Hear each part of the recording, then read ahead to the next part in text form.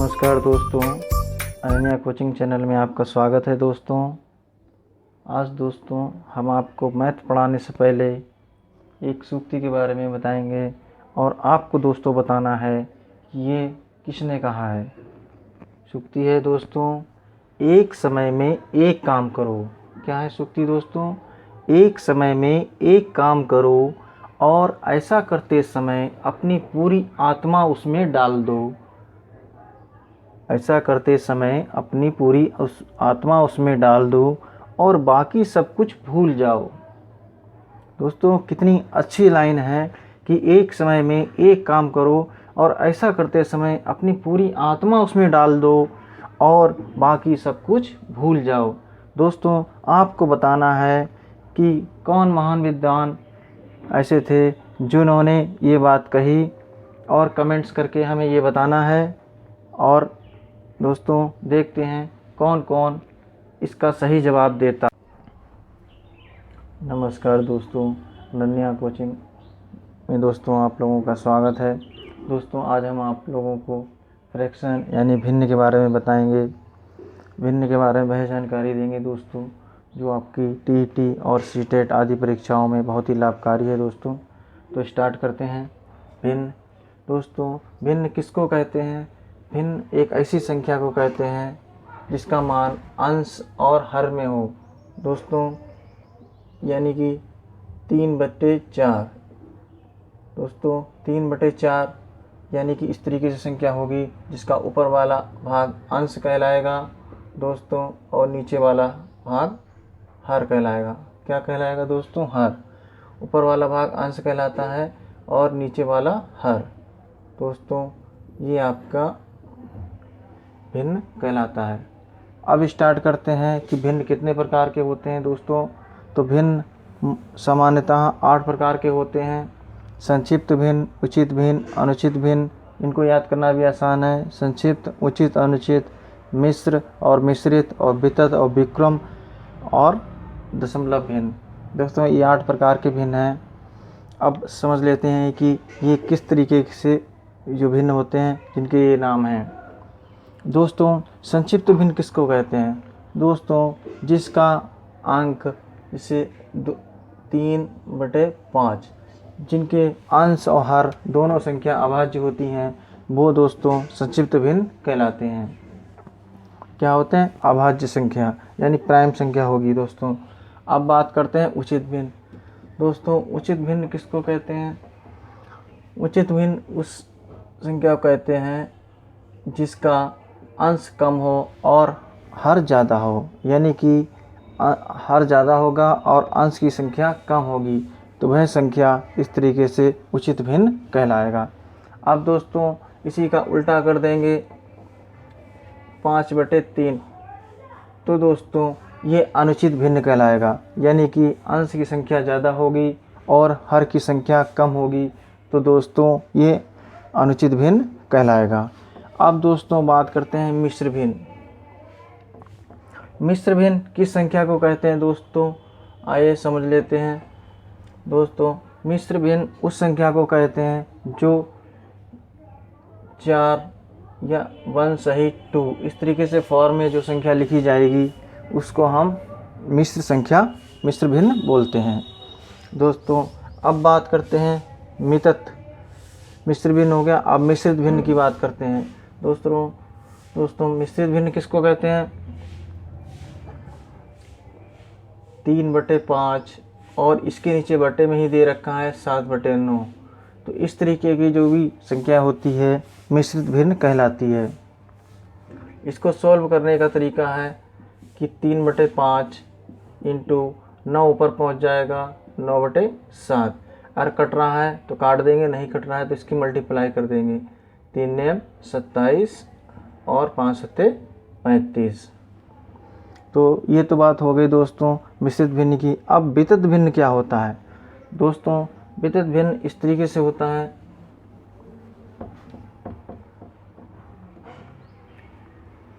1 + 1 + 1 upon 1 + 1 upon 2। जब इस तरीके से संख्याएं लिखी जाती हैं तो उसको वितत भिन्न कहा जाता है। दोस्तों अब बात करते हैं व्युत्क्रम भिन्न। व्युत्क्रम भिन्न किस तरीके से होता है, जिसे 3/5 इंटू 3/5 का अगर व्युत्क्रम की बात की जाए तो वो किस तरीके से होगा, 3/5 का व्युत्क्रम 5/3 हो जाएगा, यानी कि जस्ट उसका उल्टा हो जाएगा। तो दोस्तों ये व्युत्क्रम कहलाता है। अब बात करते हैं दशमलव भिन्न। दशमलव भिन्न जिन संख्याओं के मान के नीचे 10 या 100 होता है तो उस तरीके की संख्या को दशमलव भिन्न कहा जाता है।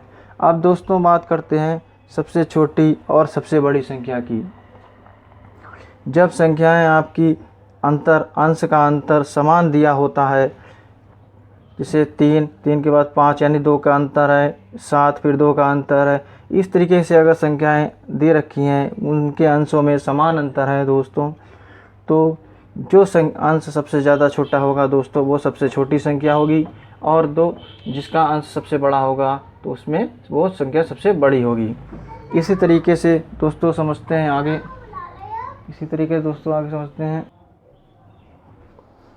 हाँ दोस्तों, बात कर रहे थे यदि अंश समान हो।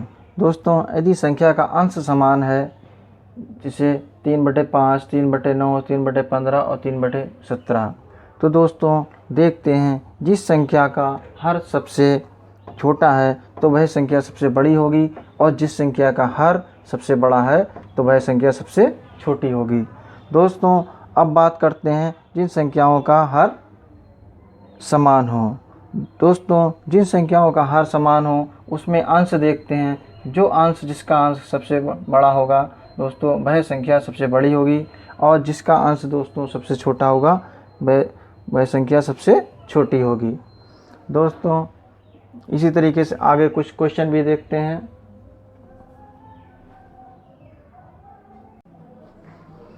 दोस्तों इसी तरीके से आप कुछ क्वेश्चन देखते हैं जो आपकी परीक्षा की दृष्टि से बहुत महत्वपूर्ण है दोस्तों। क्वेश्चन नंबर 1 है दोस्तों कि 3/2 में कितनी 1/8 हैं। दोस्तों क्वेश्चन 3/2 में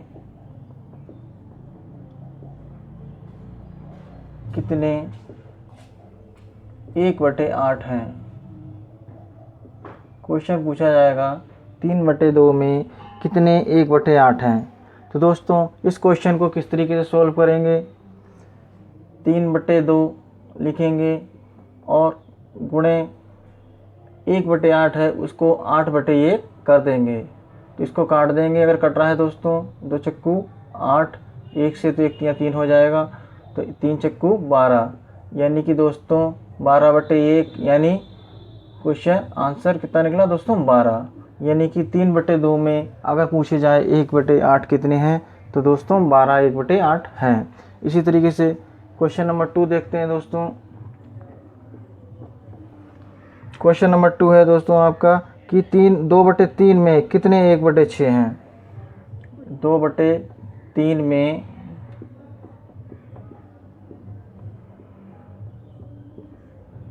कितने 1/6 हैं।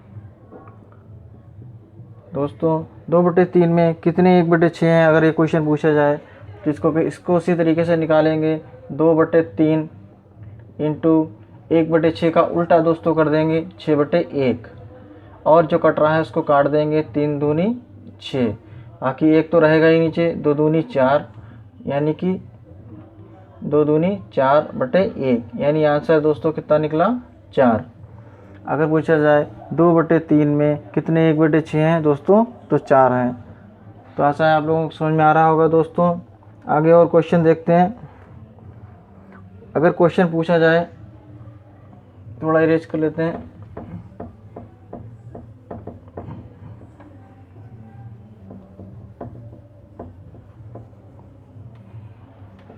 नेक्स्ट क्वेश्चन है दोस्तों कि 1/2 यानी आधे में 1/2, क्वेश्चन नंबर 3 है दोस्तों, 1/2 में कितने आधे हैं, तो में कितने आधे हैं। तो इसका दोस्तों क्या आंसर होगा, दोस्तों 1/2 लिखेंगे और उसमें कितने आधे हैं ये बात करेंगे तो गुणे आधे का मतलब हाफ होता है, यानी 1/2। तो 1/2 का अगर हम उल्टा कर देंगे तो 2/1 हो जाएगा। क्या हो जाएगा दोस्तों?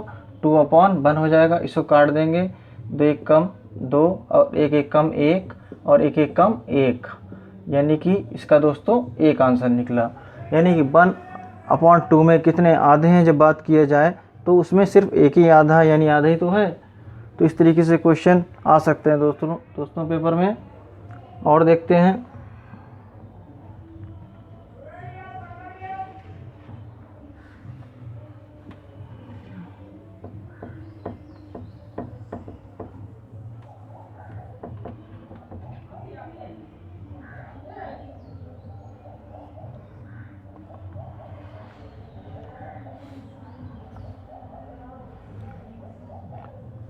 अब दोस्तों कुछ इस तरीके के क्वेश्चन देखते हैं, जैसे 5 माइनस 1/7 दोस्तों, यानी 5 में से अगर 1/7 माइनस किया जाए तो कैसे करेंगे दोस्तों?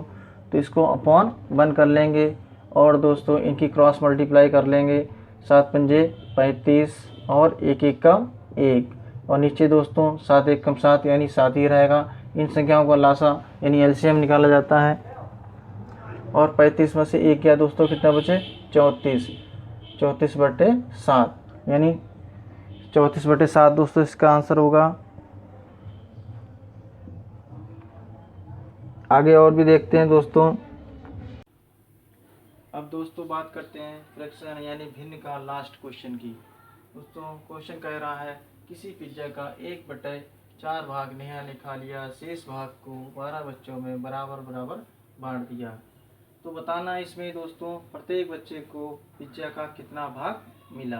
कितने बच्चों को बांट दिया? 12 बच्चों को।